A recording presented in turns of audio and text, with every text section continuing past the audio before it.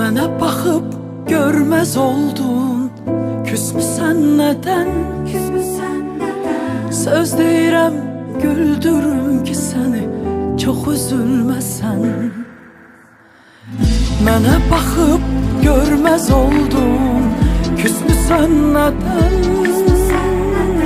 Söz deyirəm, güldürüm ki səni, çox üzülməsən.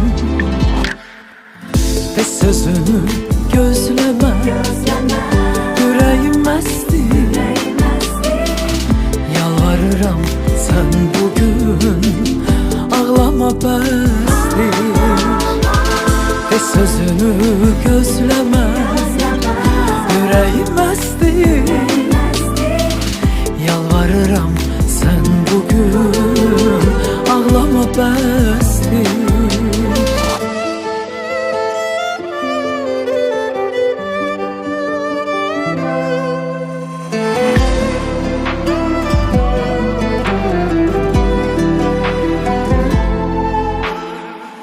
Gel danışaq sevgimizdən, sənə var sözüm.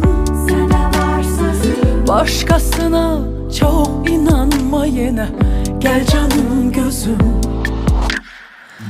Gel danışaq sevgimizdən, sənə var sözüm. Başqasına çox inanma yenə, gəl canım gözüm.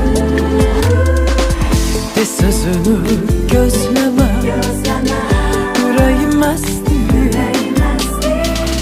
Yalvarıram sən bugün, ağlama bəsdir.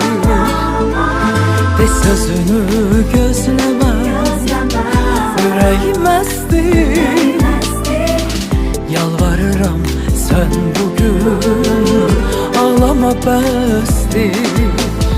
Gel o yolda bizi gözleyen bir eşkin sabahı var. Mən sənin o ömründən geçen bir güzel bahar.